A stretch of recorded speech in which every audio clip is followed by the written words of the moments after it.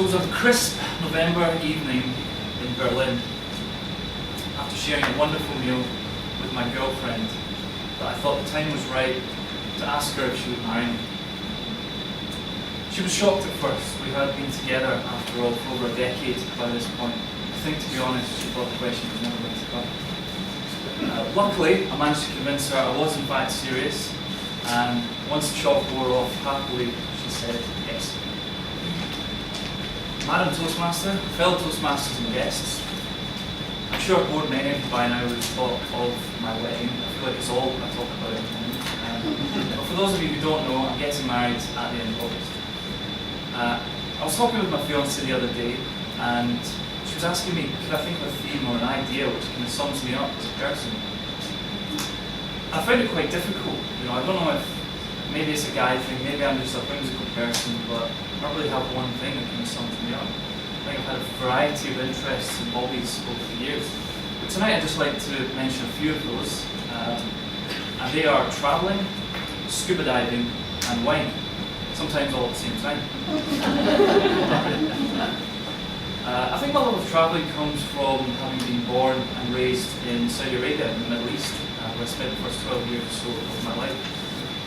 And life was very different there, it could be quite challenging, but it did give us the opportunity to travel from there to various parts of Asia, Africa, and elsewhere in the Middle East. And I think it's that, growing up there, that gave me this love of experiencing new places and cultures.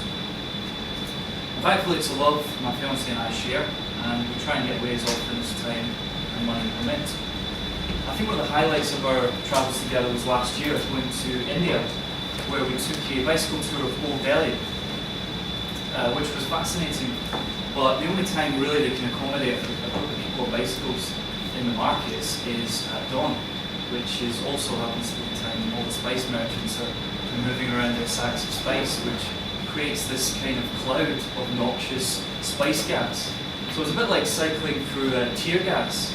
You can imagine a group of people cycling through these narrow streets with their eyes streaming, coughing. I'm sure it must have been quite a sight to the locals. But I still highly recommend it. It's a fantastic way to see the city if you ever get a chance. The other benefit of living in Saudi was being so close to the Red Sea. And as a child, I spent many happy summers there. We swam and snorkeled, and as soon as I was old enough, really, I learned to scuba dive.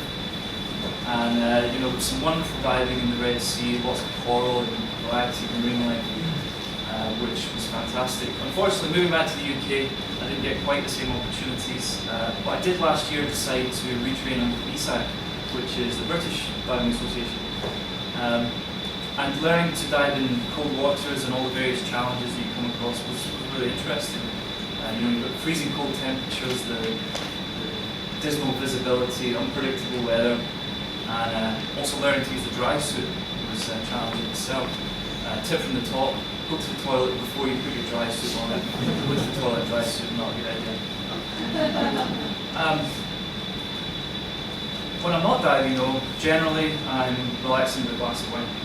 It was actually wine that brought me down to London in the first place. My first proper job was with Majestic Wine Warehouses on a graduate scheme.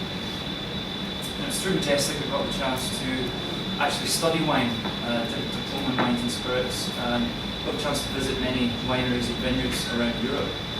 I would say probably the highlight of my time at Majestic was staying as a guest at Maison Belle Epoque, which is kind of spiritual home of the House of Perrier-Jouet. I don't know if you're familiar with it, but it's named after their Cuvée Prestige champagne, which is Porto, which kind of almost looks hand painted, and the Japanese flowers on the front. It's a beautiful champagne, and it was a beautiful house. In fact, it's basically a Art Nouveau museum, and it was fascinating having dinner there. All the artworks on the wall, the vases the flowers were in, even the furniture we were sitting on were genuine Art Nouveau, priceless objects. In fact, even went to the toilet, it was like a porcelain sculpture adorned with flowers and figures. I felt like I shouldn't really use it, but the champagne was flowing and needs must. Unfortunately, my graduate wage at Majestic wasn't really enough to sustain me, So I made the difficult decision to change my career into the slightly less glamorous world of IT, where I continue to this day. But thankfully it was through my current job that I met a guy who introduced me to Toastmasters.